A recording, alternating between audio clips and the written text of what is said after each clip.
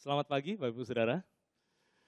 Pastor Benny dan Ibu Ratna hari ini tidak bersama-sama dengan kita karena mereka sedang mengikuti marriage seminar yang diadakan di gereja kita di Jakarta. Setelah marriage seminar ada Pastor Joey Bonifacio datang dan melayani mereka. Dan hari ini kita masih dalam seri yang dimulai minggu lalu. Pastor Benny memulai seri yang baru berjudul Past Perfect.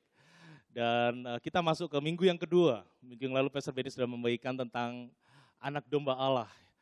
Dan sungguh-sungguh ini adalah sebuah pewahyuan yang luar biasa bagi kita semua, bahwa kita tahu bahwa Yesus sudah dinyatakan jauh di perjanjian lama, dan kemudian dinyatakan dalam personifikasi, dalam kesempurnaannya, dalam pribadi Yesus Kristus. Ya, sebelum kita masuk ke sana, saya ingin membagikan sedikit nama judulnya Past Perfect. Ya, kalau sudah belajar bahasa Inggris, dulu kita pernah belajar tenses, waktu dalam bahasa Inggris, kalimat-kalimat dibagi menurut waktu kapan kejadian itu terjadi.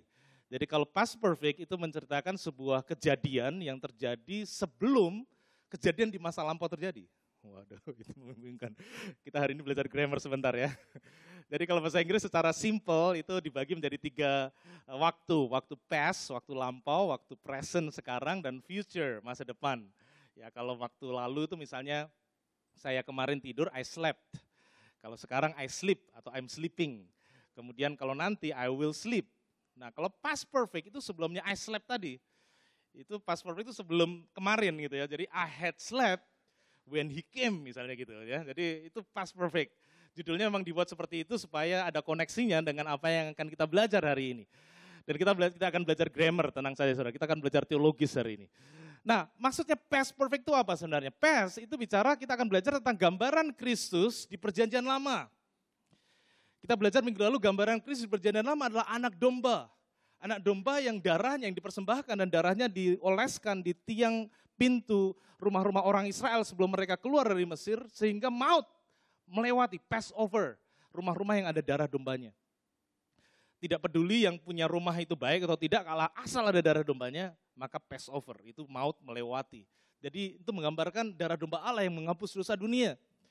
Nah, pernyataannya adalah dalam perfect person of Jesus, dalam kesempurnaan Kristus di perjanjian baru.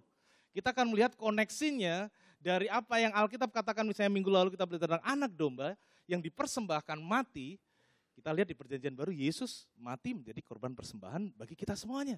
Kita yang percaya kepada Dia tidak binasa, melainkan beroleh hidup yang kekal.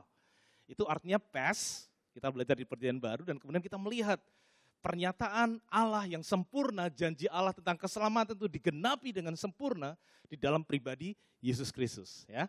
Dan ini seri ini dibagi menjadi 4 bagian. Yang pertama minggu lalu Pastor Benny sudah bagikan, saya percaya kita diberkati luar biasa, tentang perfect redeemer, penebus yang sempurna. Dan gambarannya di perjanjian lama adalah anak domba. Hari ini kita akan belajar tentang yang kedua, perfect mediator atau pengantara yang sempurna. Kita akan belajar dari perjanjian lama tentang imam besar. Dan kemudian minggu ketiga kita akan belajar tentang substitute, perfect substitute, pengganti yang sempurna. Kita belajar dari perjanjian lama tentang hamba yang menderita. Dan kemudian yang terakhir nanti akan bicara tentang perfect man, manusia yang sempurna. Itu kita bicara tentang Adam, di mana Adam oleh dosa satu orang maut masuk ke seluruh dunia. Oleh karena Adam yang kedua, kebenaran masuk dalam seluruh dunia. Kita akan belajar tentang hal itu. Kita akan belajar tentang 4 sisi dari pribadi Yesus di perjanjian lama dan pernyataannya. Perjanjian lama adalah bayangannya dan perjanjian baru adalah kenyataannya, objek realnya dalam pribadi Yesus yang akan kita belajar hari ini. Dan hari ini kita akan masuk ke minggu kedua, yaitu tentang imam besar agung atau pengantara yang sempurna. Saya ajak kita semua untuk berdoa sebelum kita memulai mendengar firman Tuhan. Bapak, kami mengundang Roh Kudus untuk membantu kami, menolong kami, memahami kebenaran firman-Mu. Dengan pemikiran kami sendiri, dengan kelemahan kami tidak sanggup mengerti, tapi kami minta pewahyuan, kami minta pengertian yang dari Allah, melebihi apa yang pengetahuan kami sanggup pahami, masuk ke dalam hati kami, memberikan damai sejahtera, memberikan pengertian, memberikan konviksi, sehingga kebenaran itu sungguh-sungguh boleh memerdekakan kami. Terima kasih, kami mengundang Roh-Mu bekerja dan melawat setiap kami pada hari ini, di dalam nama Yesus. Amin. Kita akan, ayat Alkitab yang menjadi ayat kunci firman Tuhan hari ini, kita akan melihat bersama dari Ibrani pasal yang keempat, ayat 14-16. Saya akan bacakan. Karena kita sekarang, ya, bukan dulu, kita sekarang mempunyai imam besar agung yang telah melintasi semua langit, yaitu Yesus, Anak Allah. Baiklah kita teguh berpegang pada pengakuan iman kita. Sebab imam besar yang kita punya bukanlah imam besar yang tidak dapat turut merasakan kelemahan-kelemahan kita. Sebaliknya, sama dengan kita, ia telah dicobai, hanya dia tidak berbuat dosa. Sebab itu, marilah kita dengan penuh keberanian menghampiri tahta kasih karunia, supaya kita menerima rahmat dan menemukan kasih karunia untuk mendapat pertolongan kita pada waktunya. Nah, saudara, sampai saat ini ahli Alkitab tidak tahu persis siapa penulis kitab Ibrani. Ada yang mengatakan Paulus atau ada yang lain. Masih belum ada kesepakatan. Tetapi kita tahu kepada siapa surat itu ditulis. Kepada orang Ibrani, kepada orang Yahudi. Ya. Jadi kitab ini ditulis kepada orang Yahudi. Jadi waktu orang-orang Ibrani membaca ayat-ayat ini, membaca istilah imam besar, mereka langsung connect, mereka tahu. Karena itu adalah pemimpin tertinggi kerohanian dari agama Yahudi. Mereka tahu langsung imam besar itu apa maksudnya. Karena mereka secara beratus-ratus tahun mereka sudah mengikuti ritual Yahudi di mana imam besar selalu memimpin. Tapi bagi kita yang bukan orang Yahudi, kita perlu untuk belajar sedikit untuk tahu apa sih imam besar atau siapakah imam besar. Ya, kalau kita di Indonesia yang populasinya Muslim, kita tahu di sini ada imam besar juga, imam besar Istiqlal, ya, masjid terbesar di Jakarta. Ya, atau kalau di sini mungkin juga ada imam besar Masjid Al-Akbar, ya, mungkin ada juga. Namanya imam besar. Tapi kita akan belajar apa sih maksudnya imam besar. Nah, sebelum kita masuk ke sana, di Israel waktu itu ada 3 kelompok pemimpin yang biasanya Tuhan pakai untuk memimpin bangsa Israel. Yang pertama adalah kelompok para nabi. Ya, nabi tugasnya adalah untuk menyatakan suara Allah, mereka mendengar suara Allah dan menyampaikan kepada bangsa Israel. Dari Allah kepada umat. Dan yang kelompok yang kedua adalah raja atau bisa juga hakim. Itu pemimpin politik. Jadi itu adalah Tuhan pilih untuk hubungan antara mereka, manusia dengan manusia. Menghakimi, memerintah, mengajak berperang. Ya, itu adalah antara manusia dengan manusia, raja atau hakim. Ya, secara realitasnya kadang bisa overlap, ya, seperti misalnya pada zaman hakim-hakim sebelum raja, Samuel, hakim yang terakhir, dia juga adalah seorang nabi. Tapi dia juga memimpin bangsa Israel waktu itu.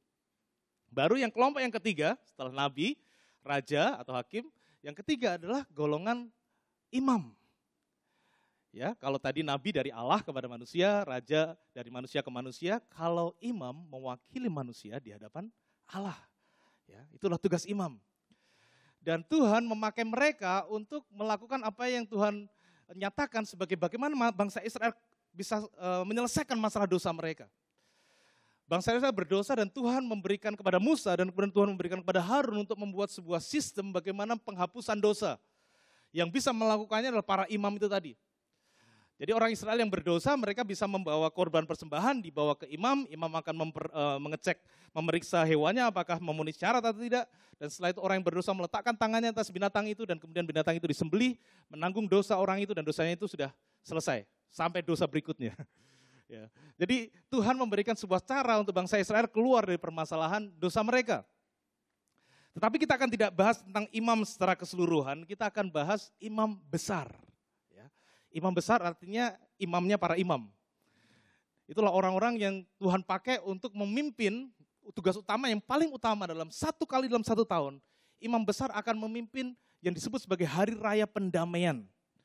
Atau dalam bahasa Israelnya Yom Kippur. Ya, kalau sudah pernah dengar itu ada perang Yom Kippur, waktu bangsa Israel sedang merayakan Yom Kippur, hari raya yang paling penting dalam sejarah Israel, mereka diserang orang-orang Arab. Itu nggak bagus banget, tapi Israel menang juga pada akhirnya. Yom Kippur, jadi pada hari Yom Kippur, hari pendamaian, mereka melakukan banyak ritual, di imamat dijelaskan, salah satunya yang tadi saya jelaskan di imamat 16 ayat 21, banyak hewan, persembahan. Dan imam besar sebelum melakukan tugas-tugasnya, dia harus mempersembahkan korban persembahan untuk dirinya sendiri dulu. Dan juga untuk keluarganya. Sebelum dia memimpin bangsanya untuk mewakili bangsanya di hadapan Allah. Jadi dia pertama harus mempersembahkan korban untuk dirinya sendiri. Baru setelah itu dia mempersembahkan korban untuk bangsa Israel.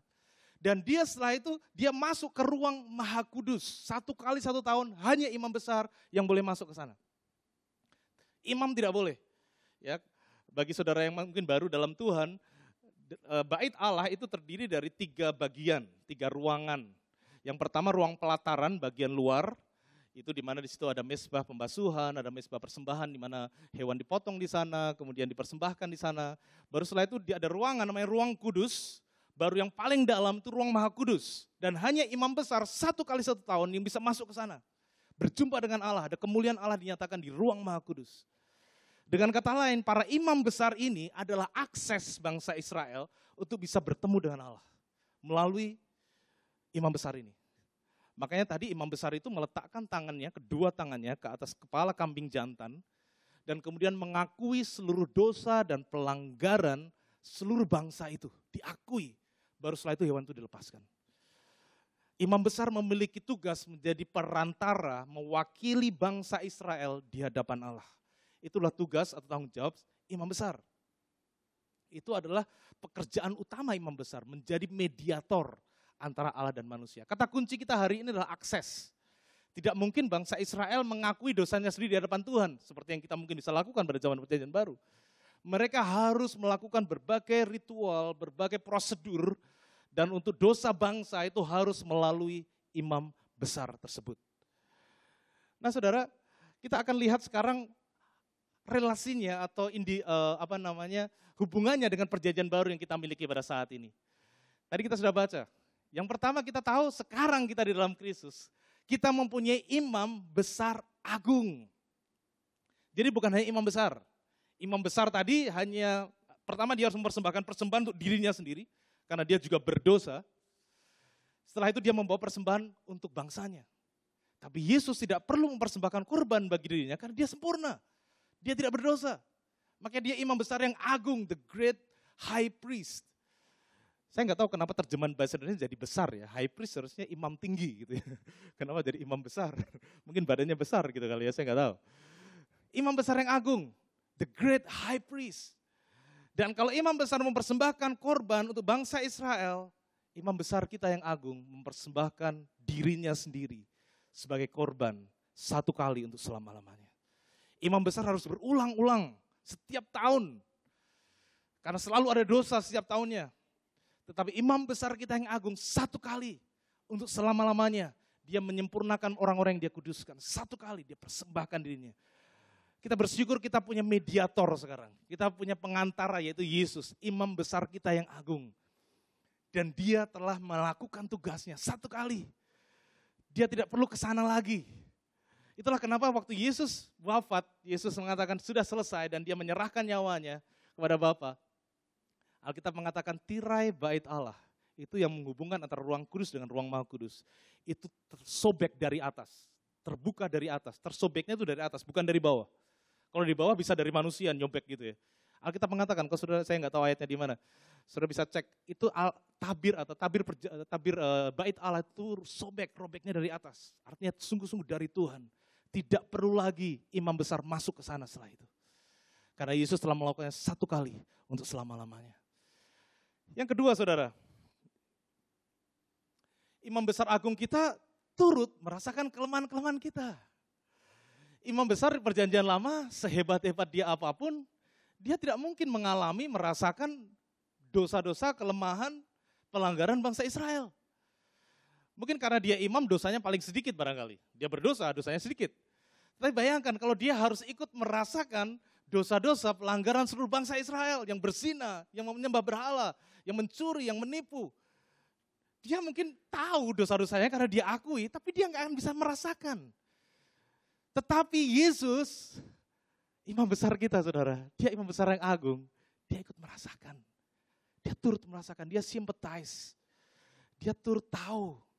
Ya kalau istilahnya sekarang, Yesus mengatakan, I feel you. Dia tahu. Karena dia juga cobai, kan dia sama seperti kita, sama dengan kita. Ia telah dicobai. Dia mengalami ditolak, dia mengalami dihina, dia mengalami dikhianati, dia mengalami ditipu, dia mengalami semua hal yang saudara alami. Saudara mungkin bisa mengatakan kepada saya, Pak Nur nggak ngerti sih masalah saya. Ya saya nggak tahu. Tapi kebenarannya Yesus tahu apa yang saudara alami. Dan karena Yesus telah tahu, mengalami dan dia menang, dia tidak berbuat dosa, dia bisa menolong saudara, untuk saudara juga bisa menang dari masalah saudara. Ada amin saudara. Dia imam besar yang turut merasakan kelemahan kita.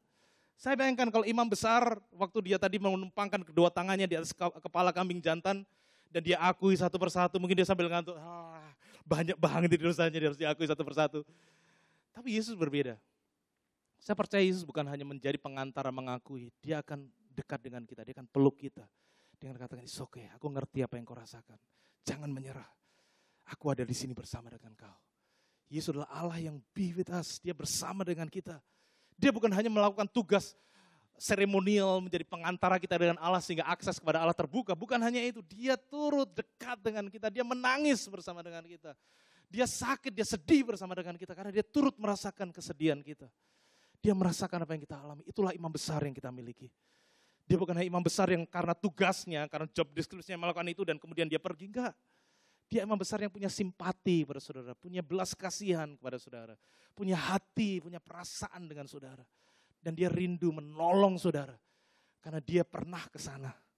Dia pernah mengalami apa yang saudara alami. Mediator yang baik adalah mediator yang pernah mengalami apa yang orang yang dia layani. Oleh karena saya mengatakan kepada saudara, kalau saudara pernah mengalami atau sedang mengalami situasi yang buruk, situasi yang tidak menyenangkan, saya mau katakan, Tuhan bisa pakai itu, suatu hari nanti saudara melayani orang yang seperti saudara alami. Tuhan akan pakai situasi itu untuk jadi berkat bagi banyak orang. Tuhan akan pakai itu. Tuhan akan tolong saudara untuk bisa menang, saudara bisa keluar di situasi itu, sehingga saudara nanti bisa melayani orang. Orang lain bisa mengalami kemenangan seperti yang saudara alami. Itulah imam besar yang kita miliki. Saudara, ini bukan hal yang biasa, ini hal yang luar biasa. Kita sekarang punya imam besar yang sungguh-sungguh tahu merasakan kelemahan kita. Kita bisa selalu datang kepada dia, anytime. Karena tabir bait suci sudah terbelah. Kita tidak perlu lagi masuk ke sana karena sudah ada Yesus bersama kita. Imam besar kita yang agung. Yang ketiga saudara, imam besar agung kita itu memberikan rahmat, kasih karunia dan pertolongan. Jadi imam besar agung kita bukan hanya menolong kita dari dosa kita, menjadi pengantara kita dengan Allah Bapa, bukan hanya itu, tapi dia, istilah Jawanya itu nyangoni saudara. Bukan hanya diberikan akses jalan ketemu dengan Allah, diperdamaikan dengan Allah, tetapi dia memberikan kepada kita rahmat, memberikan kepada kita kasih karunia dan pertolongan. Jadi dia kan bukan hanya melakukan tugasnya, dia lihat kita punya kebutuhan, dia tolong kita, dia care dengan kita. Ada amin saudara, Allah kita baik banget. Kalau saudara pernah ingat Pak Benny pernah membagikan perbedaan apa sih bedanya antara rahmat, kasih karunia ya, atau mercy and grace. Kalau rahmat atau mercy itu adalah kalau seseorang tidak menerima apa yang seharusnya dia terima. Dia tidak menerima apa yang seharusnya dia terima. Kalau kasih karunia artinya dia menerima apa yang seharusnya dia tidak terima. Bingung kan? Hanya orang-orang yang diurapi dan pandai yang mengerti hal itu. Contohnya, paling gampang contoh ya. Sama contoh tadi pagi Pak Wawan ya, Pak Wawan lagi ya. Pak Wawan buru-buru ke gereja karena mau telat, asyir, dan dia melanggar lampu merah. Waduh. Dan seperti biasa Pak polisi di sini keluar dari belakang pohon dan hai. Dan saudara ketangkap. Dan Pak polisi memeriksa surat-surat dan katakan Pak Wawan, sorry ini Pak Wawan sudah melanggar. Ya Pak, saya mau ke gereja nih Pak, mau pelayanan. Sorry Pak, saya melanggar, Pak, saya salah Pak. Dan Pak polisinya ini mengatakan, it's okay Pak Wawan. Saya lagi senang hari ini, jadi Pak Wawan boleh pergi, silakan di surat-suratnya, enggak saya tilang. Artinya Pak Wawan mendapatkan rahmat, mendapatkan kemurahan, mercy. Dia tidak mendapatkan apa yang seharusnya dia dapatkan. Dia harusnya ditilang, dia enggak dapat. Itu mercy, kemurahan. Dia ada polisi itu memberikan kemurahan. Kasih karunia beda. Kasih karunia kalau polisi itu Pak Wawan udah mau pergi, dia panggil lagi Pak Wawan, sini Pak Wawan. Ini saya punya uang 1 juta Pak Wawan. Ini lagi nganggur, ini buat Pak Wawan aja lah ya. Terserah mau dipakai untuk apa. Itu kasih karunia. Pak Wawan mendapatkan apa yang dia tidak seharusnya dapatkan. Dia tidak layak dapatkan, dia dapatkan. Itu kasih karunia. Itu imam besar yang kita miliki. Tidak hanya menjadi pengantara antara kita dengan Bapa sehingga kita bisa bersatu dengan Bapa beroleh keselamatan hidup kekal. Dia juga memberikan kemurahan. Dia memberikan rahmat. Dia memberikan kasih karunia dan menolong kita pada waktunya. Ya ini terakhir saya nggak suka ini pada waktunya. Kadang kita ingin sekarang Tuhan pertolongannya. Tuhan kenapa lama ini Tuhan sudah mepet ini deadline-nya. Tapi Tuhan tahu pada waktunya. Segala sesuatu indah pada waktunya. Ada amin saudara. Itu imam besar yang kita miliki. Dia adalah Yesus. Dia adalah imam besar yang care, yang sayang dengan kita. Dia turut merasakan kelemahan kita. He feels you. Dan dia juga mau memberikan rahmat, mau memberikan kasih karunia, mau memberikan pertolongan bagi setiap kita. Nah saudara, kita semua ini rata-rata dibesarkan dalam, mungkin ada yang tidak, ada mungkin sebagian saudara, dibesarkan dengan gambaran bahwa kita ini kalau kepada Bapa harus lewat orang, kita nggak bisa langsung kepada Bapa. Saya sekolah SD di Katolik, dan saya ikut biasanya pengakuan dosa, harus masuk ke bilik, mungkin ada yang Katolik di sini ya. Dan saya menghargai Katolik karena orang-orang Katolik rata-rata lebih menghargai, menghormati Tuhan daripada orang-orang karismatik. Mohon maaf, saya orang karismatik juga. Kalau biasa Desember saya pulang ke Salatiga, saya ke gereja Katolik karena ibu saya orang Katolik. Dan saya melihat kalau sana suasana hening dan orang-orang, saya melihat ibu-ibu, bapak-bapak udah tua gitu ya, sujud sebentar di hadapan salib Kristus, kemudian baru duduk. Sungguh-sungguh ada suasana menghormati Tuhan, ada suasana yang kita menghargai apa yang Tuhan lakukan. Orang karismatik kadang lupa hal itu. Kadang-kadang penyembahan asik ngobrol, asik chatting, apa sih ini asik gitu ya, kadang-kadang ada seperti itu. Ya saya memberikan balance saja, bahwa kita bebas di dalam hadirat Tuhan, tapi mari kita belajar juga menghargai. Ya, kita kembali ke Katolik tadi. Kita kadang-kadang harus ketemu Tuhan, mau berdoa, berdosa, kita harus lewat orang lain.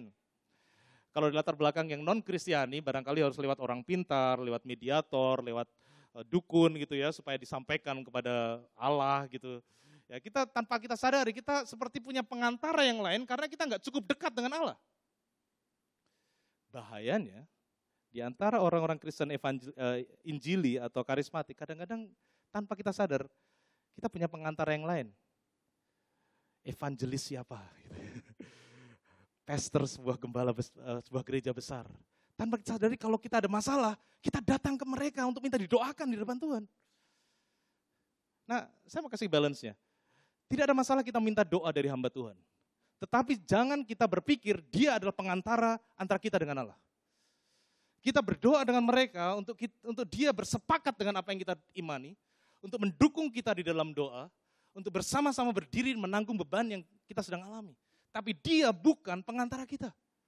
Pastor Benny luar biasa diurapi Tuhan. Tetapi Pastor Benny bukan pengantara saudara dengan Tuhan. Pengantara saudara dengan Tuhan adalah Tuhan Yesus. Bukan hamba Tuhan besar, bukan siapa atau apapun juga. Pengantara kita adalah Yesus. 1 Timotius 2 ayat 5 saya akan bacakan dari terjemahan bahasa Indonesia sehari-hari. Sebab hanya ada satu Allah dan hanya satu penengah antara Allah dengan manusia, yaitu Kristus Yesus. Hanya satu. Tidak ada dua, tidak ada tambahan siapa, rasul, nabi, pengajar, bukan. Hanya satu pengantara. Saudara, Alkitab mengatakan doa orang benar, bila dengan yakin didoakan, sangat besar kuasanya, betul? Bukan doa hamba Tuhan yang diurapi besar kuasanya. Doa orang benar adalah doa orang yang sudah dibenarkan oleh darah Yesus, dan itu saudara semuanya. Saya mengatakan bahwa doanya Pastor Benny tidak lebih didengar Tuhan daripada doa saudara. Saudara nggak percaya? Saya ulangi lagi. Doanya hamba Tuhan, siapa hamba Tuhan besar? Saya nggak tahu, Pastor Philip Mantova atau siapa. Tidak lebih didengar Tuhan daripada saudara. Karena semua saudara orang yang sudah dibenarkan dan doa saudara besar kuasanya. Kembali bukan berarti saudara nggak boleh didoakan, boleh saudara. Tetapi jangan saudara berpikir kalau didoakan sama hamba Tuhan ini, dititipkan doanya, berarti oh sudah pasti beres deh. Benar, kadang-kadang ada orang-orang yang memang doanya lebih sering didengar Tuhan daripada saudara. Makanya saudara minta doa dari dia. Tetapi bukan berarti dia pengantara saudara dengan Tuhan. Saudara sudah punya pengantara dan hanya satu, yaitu Yesus Kristus. Itu pengantara saudara. Penting sekali orang percaya mengerti kebenaran ini. Kadang kita mencari sesuatu yang bisa dilihat, sesuatu yang kita ingin bisa pegang.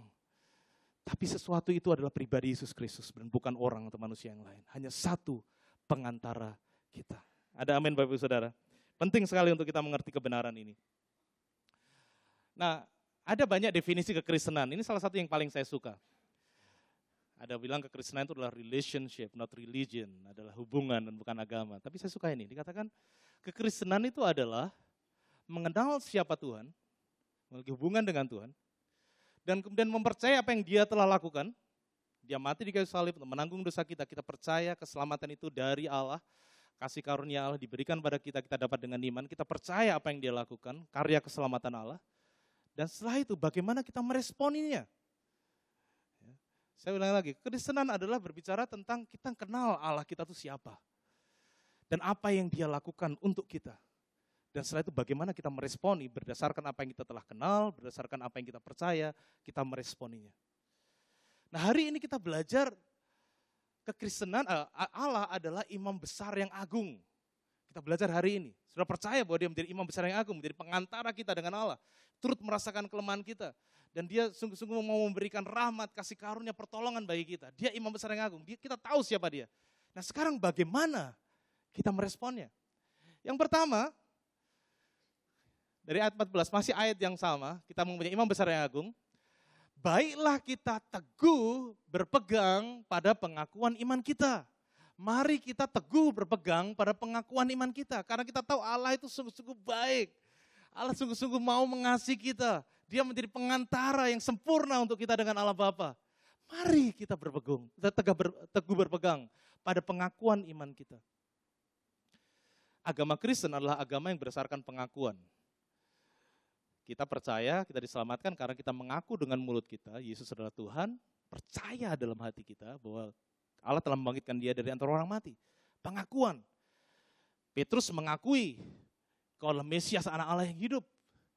Ya, makanya dalam gereja-gereja awal mereka punya pengakuan atau creed, Nicene Creed, di mana waktu itu gereja mengalami banyak aliran sesat yang mengatakan Yesus bukan Tuhan. Jadi para bapak-bapak gereja mengadakan pertemuan, konsili, dan mereka membuat sebuah pengakuan iman, kita sebut sebagai pengakuan iman rasuli, mengakui bahwa Yesus adalah Tuhan.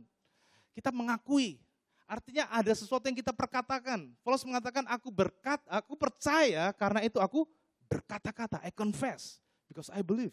Saya percaya sebab itu aku berkata-kata. Oleh karena itu penting sekali, bukan kita seperti berpegang, bukan Tuhan itu pegang kita, tapi bagian kita meresponi siapa dia, adalah kita terus akui kebenaran firman Tuhan dalam hidup kita. Akui apa yang Tuhan katakan. Mari kita belajar berhenti memperkatakan keadaan dan mulai memperkatakan apa yang kita ingin terjadi dari keadaan itu. Kalau keadaan tidak baik, situasi masih kacau, situasi masih seperti yang gak ada harapan, itu kenyataannya. Tapi mari kita perkatakan iman kita untuk keadaan itu. Bahwa keadaan akan baik. Tuhan akan menyembuhkan, Tuhan akan menyediakan. Pengakuan iman itu penting sekali. Karena kita tahu Allah kita itu setia. Dia pengantara yang sudah selesai melakukan tugasnya. Dia tidak mungkin gagal. Berpegang teguh pada pengakuan iman kita. Belajar memperkatakan perkataan-perkataan iman. Apa yang sedang alami hari-hari ini? Perkatakan itu. Sesuai dengan kebenaran firman Tuhan. Mari kita perkatakan hal yang baik untuk bangsa ini. Ada amin saudara. Perkatakan pengakuan iman untuk bangsa ini. Tuhan akan pulihkan bangsa ini. Tuhan akan perbaiki bangsa ini. Tuhan akan angkat derajat bangsa ini dengan kebenaran. Katakan itu. Di keluarga saudara, di kesehatan saudara, di hubungan-hubungan yang saudara miliki. Mari kita berpegang teguh pada pengakuan iman kita. Karena iman adalah dasar dari segala sesuatu yang kita harapkan. Dan bukti dari segala sesuatu yang tidak kita lihat. Kita belum lihat. Tapi kita berharap dan kita akui itu. Mari kita belajar menjadi orang Kristen yang bukan hanya komplain dengan keadaan. Tetapi memperkatakan apa yang kita ingin terjadi.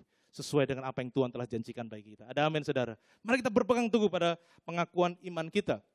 Yang kedua, mari kita datang kepada Tuhan dengan penuh keberanian.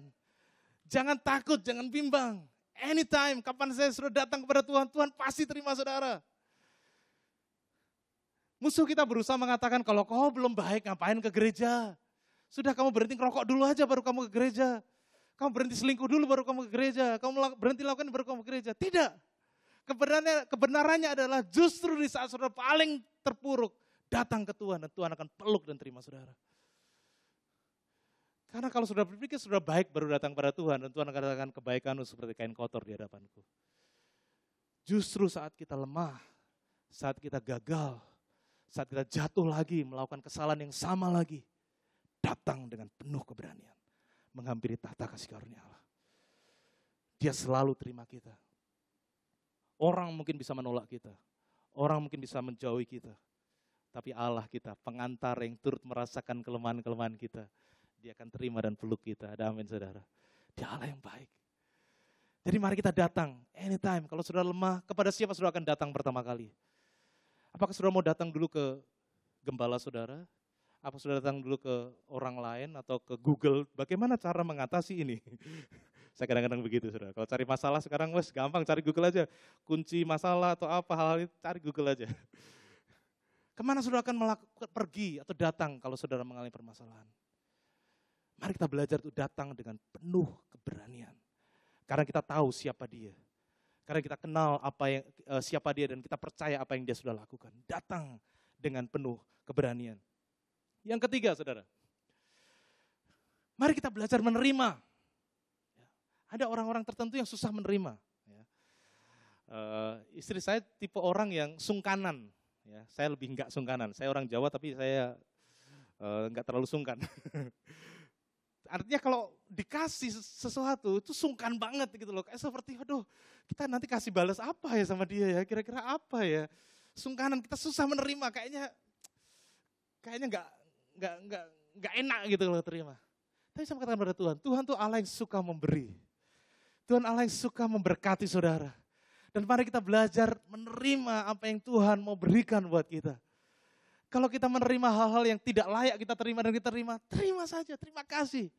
Kalau kita menerima hal-hal yang tadi kasih karunia rahmat, terima saudara. Pertolongan Tuhan mau menolong saudara. Belajar menerima, belajar mempercayai bahwa Tuhan tuh mau menolong saudara. Belajar mempercayai bahwa Tuhan tuh mau memberkati saudara lebih daripada apa yang saudara bisa lakukan kepada dia. Kan tanpa kita sadari, Pastor Benny sering membagikan ini. Kita berpikir kalau kita lemah, kalau kita berbuat dosa, kita melakukan kesalahan lagi, sudahlah gak usah beriman lah, Tuhan juga gak akan kasih. Saya mengerti kok Tuhan, it's okay. Saya ngerti Tuhan, kalau saya lagi ini saya gak layak lah dapat itu. Tidak Tuhan, saudara, tidak. Tuhan tetap memberkati saudara. Karena Tuhan memberkati saudara tidak berdasarkan perbuatan baik saudara. Tapi karena kebaikannya. Karena dia baik, bukan karena saudara baik. Belajar menerima. Menerima itu artinya saudara belajar menerima, percaya. Belajar mengambil janji Tuhan itu. Belajar dengan iman saudara ambil kebenaran itu. Tuhan mau menolong saudara. Jadi itu respon yang kita miliki. Kita tahu dia adalah imam besar yang agung. Dia turut merasakan kelemahan kita. Dia rindu mau menolong kita pengantara yang agung itu. Respon kita adalah mari kita mendekati dia, datang kepada dia. Mari kita percaya. Mari kita menerima rahmat, kasih karunia, dan pertolongan Tuhan. Saya akan akhiri dengan foto ini. Coach Freddy ada nggak hari ini? Nggak ada ya, nggak kelihatan. Nah, ini adalah Coach Ronnie. Inilah Coach Freddy. Kalau saudara sering lihat, di sini ada Coach Freddy. Dia adalah pelatih basket yang sudah sering melatih klub-klub besar dan juga sekarang dia sedang melatih salah satu sekolah di Surabaya untuk ikut DBL, ya di DBL Arena. Jadi Pak Ronnie dengan Pak Gemeli waktu itu pernah diajak Coach Freddy untuk ikut menyaksikan pertandingan di mana sekolahnya bertanding waktu itu. Dan biasanya kalau sudah pernah ke DBL Arena, saudara kalau masuk pertandingan kan harus beli tiket, karena itu nggak gratis, beli tiket. Atau kalau saudara panitia ya harus ada kartu aksesnya ya, ID card-nya untuk bisa akses masuk ke dalam, free pass. Tetapi yang luar biasa Pak Roni itu nggak bawa apa-apa, bahkan Coach Freddy juga nggak bawa apa-apa ya. Mana Pak Roni di breakaway, nggak bawa apa-apa dan langsung bisa masuk, langsung dipersilakan masuk. Ya, Pak Roni bahkan cerita Coach Freddy ini ngawur, karena ini harusnya exit. Ini entrance, dia masuknya lewat exit. Dan penjaganya yang menjaga mempersilakan, silakan coach, silakan. Kenapa Pak Roni bisa masuk? Bukan karena Pak Roni ganteng, bukan karena dia tampang seperti coach, tapi karena dia pergi masuk bersama Coach Freddy yang punya akses masuk ke DBL Arena. Sama seperti kita dengan Kristus, saudara. Kita punya akses kepada Allah Bapa, bukan karena siapa kita, tapi karena dengan siapa kita masuk ke sana. Dia adalah Allah yang menjadi pengantara kita. Allah tidak melihat kelemahan kita, tapi lihat Yesus yang sudah menanggung, membayar seluruh kelemahan kita. Dengan siapa sudah datang kepada Bapa, itu yang penting. Bukan apa yang sudah bisa lakukan, atau pelayanan yang sudah lakukan, kebaikan yang sudah lakukan. Perbuatan baik itu penting sekali. Itulah respon dari kebaikan Tuhan pada saudara. Tapi bukan itu yang membuat saudara mendapatkan akses dengan Allah Bapa. Pengantara saudara hanya satu, yaitu pribadi Yesus Kristus. Bukan manusia, bukan orang, bukan siapapun juga. Hanya pribadi Yesus Kristus. Bukan Coach Freddy juga, oke? Nanti ada yang berpikir, oke, sekarang saya bisa ketemu dengan Coach Freddy. Saudara kalau ingin suka basket mungkin saudara segera kenalan. Jadi kalau pas ada pertandingan bisa pergi sama-sama dia. Saya sudah berapa kali diajak nggak bisa-bisa. Ya. Intinya adalah saudara sudah punya akses, sudah punya mediator untuk datang kepada Bapa. Tidak perlu orang lain lagi. Saudara sudah punya pribadi Yesus Kristus. Saya tutup dengan satu ayat firman Tuhan dari Ibrani 7 ayat 25. Saya undang kita semua untuk baca ayat ini bersama-sama ya dalam hitungan yang ketiga. 1, 2, 3. Karena itu ia sanggup juga menyelamatkan dengan sempurna semua orang yang oleh dia datang pada Allah. Sebab ia hidup senantiasa untuk menjadi pengantara mereka. Yesus senantiasa hidup sampai saat ini. Menjadi pengantara saudara dengan Bapa. Oleh karena itu kita berdoa di dalam nama Tuhan Yesus. Karena itu adalah akses kita untuk datang kepada Bapa. Dialah pengantara kita. Dan dia juga yang menyelamatkan dengan sempurna kita semua. Yang oleh dia datang kepada Allah Bapa. Dia senantiasa menjadi pengantara kita. Mari kita berdoa. Bapak terima kasih Tuhan untuk siang hari ini. Kami boleh belajar